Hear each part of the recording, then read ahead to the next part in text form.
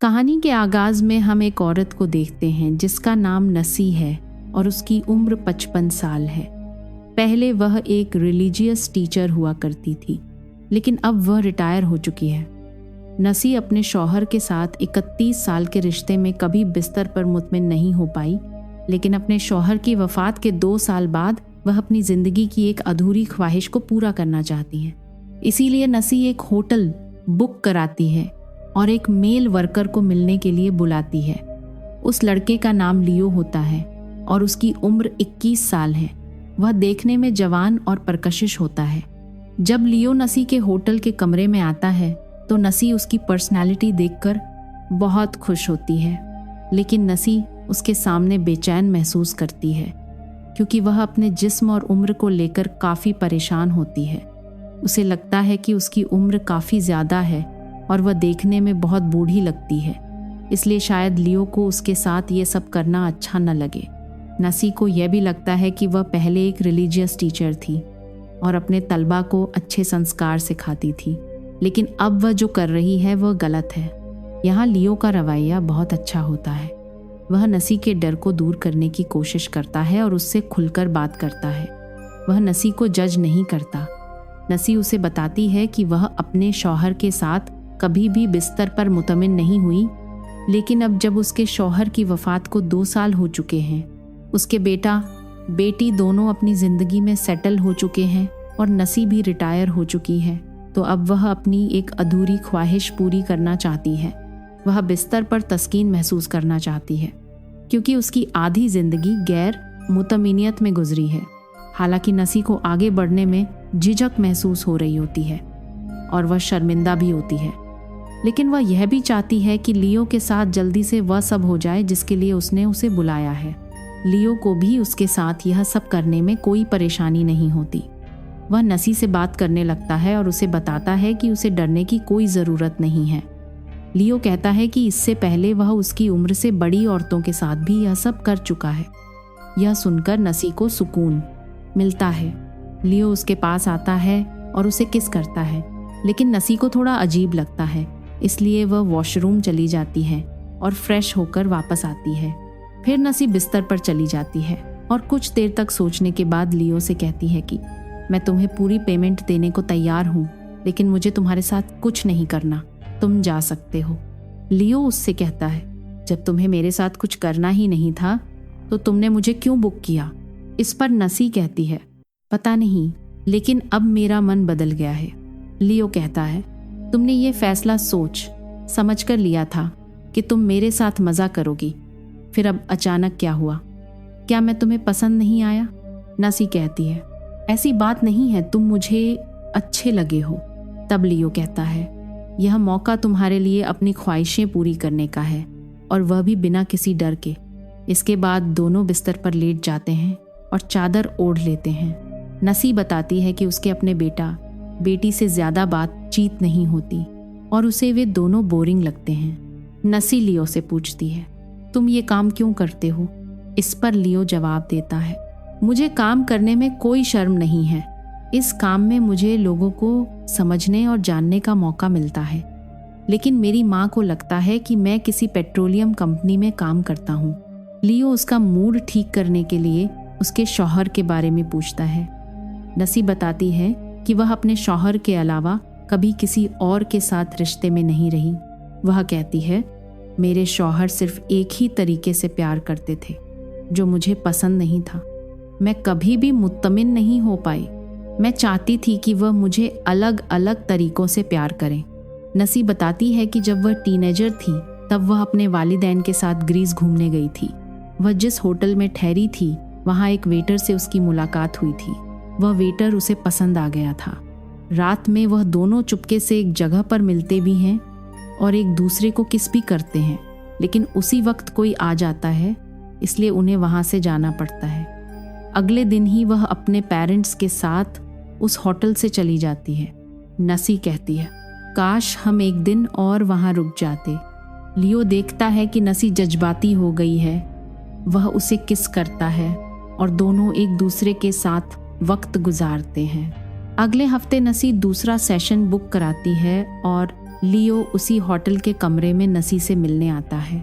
उस दिन नसी और लियो के बीच ज़्यादा कुछ नहीं होता, लेकिन अब नसी को लियो से बात करने में झिझक नहीं होती। वह लियो को एक लिस्ट दिखाती है जिसमें लिखा होता है कि वह किस तरह का प्यार महसूस करना चाहती है। लियो देखता है कि ये सब एक ही सेशन में मुमकिन नहीं है। नसी कहती है, ठीक है, मैं पहली चीज़ से शुरुआत करती हूँ। इतने में उसे अपनी बेटी का कॉल आता है जो किसी चीज़ के बारे में उसकी राय चाहती है, लेकिन नसी अपनी बेटी से बात करना नहीं चाहती और वह बेचैन हो जाती है। फिर वह लियो के पास जाती है। उसे लगता है कि शायद वह लियो को मुतमिन नहीं कर पाएगी, लेकिन लियो उसे परसकून करने के लिए म्यूज़िक चलाता है और उसके साथ डांस करता है।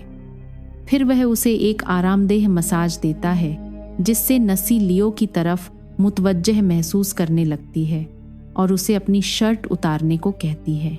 लियो अपनी शर्ट उतार देता है और नसी उसके जिस्म को अपने हाथों से छूकर महसूस करने लगती है। उसका जिस्म देखकर नसी के दिल में बेशुमार जज्बात उभरने लगते हैं। वह दोनों कुछ करने ही वाले होते हैं कि नसी पीछे हट जाती है।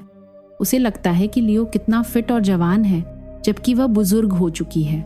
उसकी त्वचा अब पहले जैसी नहीं रही और वह अपने जिस्म को पसंद नहीं करती।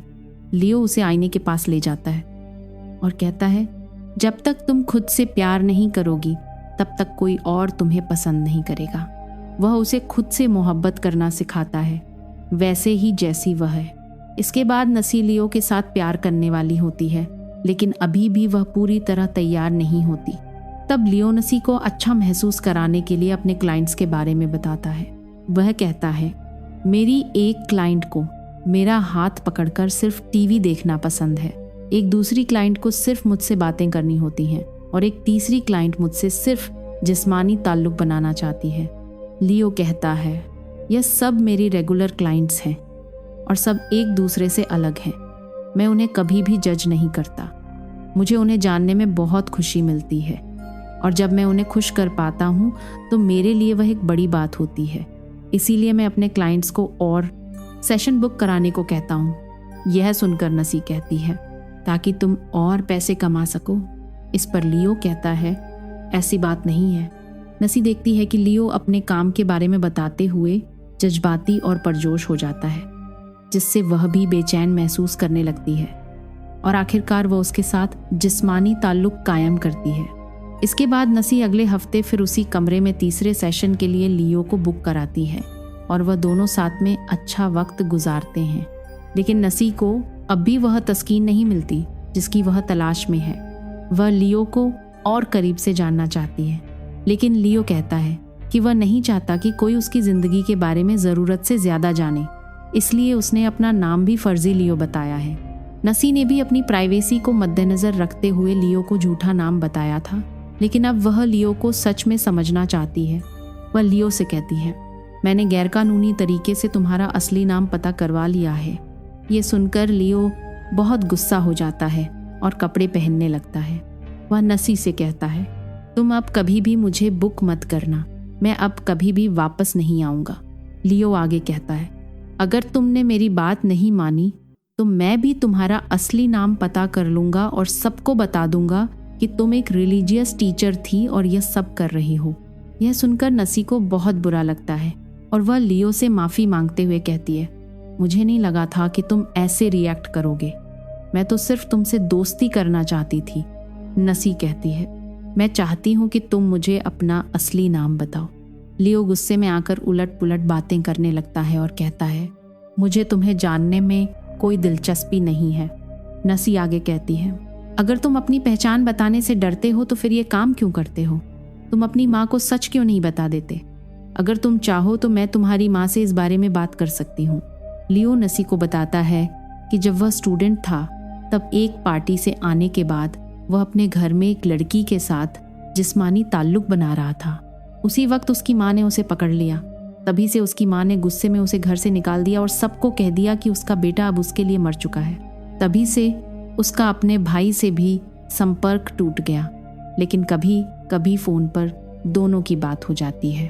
उसी वक्त से लियो ने कॉल बॉय का काम शुरू कर दिया। ये सब बताते हुए लियो रोने लगता है। नसी को भी ये सब जानकर बहुत दुख होता है। लियो वहाँ से चला जाता है, लेकिन फिर उसे याद आता है कि वह अपना फ़ोन होटल के कमरे में ही भूल गया है।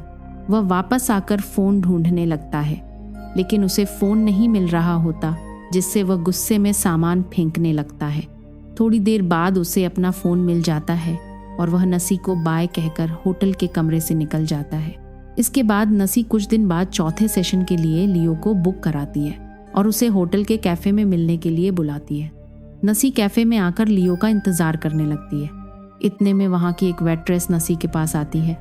वह नसी को देखकर पहचान लेती है कि वह उसकी टीचर है, लेकिन नसी उसे पहचान नहीं पाती। फिर भी उस वेट्रेस को देखकर नसी को अच्छा लगता है। वेट्रेस के पूछने पर नसी कहती है कि वह अपने एक दोस्त का इंतज़ार कर रही है। इतने में वहाँ लियो आ जाता है और वेट्रेस को 2 कॉफ़ी लाने को कहता है। लियो को देखकर नसी बहुत खुश होती है। वह कहती है, मुझे नहीं लगा था कि तुम आओगे, लेकिन तुम्हें देखकर अच्छा लगा। फिर वह लियो से उसका असली नाम पता करने के लिए माफ़ी मांगती है। नसी आगे कहती है, मैंने तुम्हें अपने कुछ दोस्तों को भी सिफारिश किया है जिन्हें तुम्हारी ज़रूरत हो सकती है। फिर वह लियो को अपना असली नाम बताती है और कहती है, तुम्हारी वजह से मैं खुद में ज़्यादा आत्मविश्वास महसूस करती हूँ और अब अपने शरीर के बारे में बुरा नहीं सोचती। नसी लियो को बताती है कि जितनी बार भी वह उससे मिली उसे बहुत अच्छा लगा और यह एकमात्र सच्चा सनसनी है जो उसने अपनी ज़िंदगी में महसूस किया है। लियो भी बताता है कि उसने अपने भाई को अपने इस काम के बारे में बता दिया है। उसका भाई पहले से जानता था कि वह ऑयल कंपनी में काम नहीं करता और इस काम के बारे में जानने के बाद भी उसने उसे सपोर्ट किया। इतने में वही वेट्रेस 2 कॉफ़ी लेकर आ जाती है। नसी वेट्रेस को लियो से मिलवाती है। तब वेट्रेस लियो को बताती है कि एक बार नसी ने उसे और उसके दोस्तों को छोटी स्कर्ट पहनकर स्कूल आने पर बहुत डांटा था और गलत शब्दों का इस्तेमाल किया था। यह सुनकर नसी को वह पल याद आ जाता है और वह वेट्रेस से अपने पुराने व्यवहार के लिए माफ़ी मांगती है। फिर नसी वेट्रेस को बताती है कि वह यहाँ किसी दोस्त से मिलने नहीं आई थी, बल्कि ये लियो है जो एक कॉल बॉय है और जिससे वह 1 महीने से मिल रही है। अब तक नसी खुलकर जीना सीख चुकी होती है।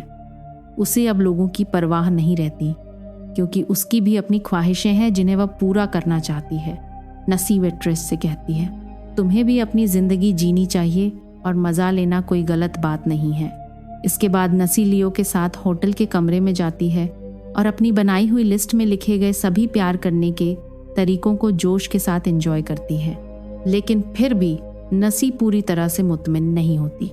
लेकिन जब वह लियो को बिना कपड़ों के देखती है तो उसके अंदर बहुत कुछ बदलने लगता है।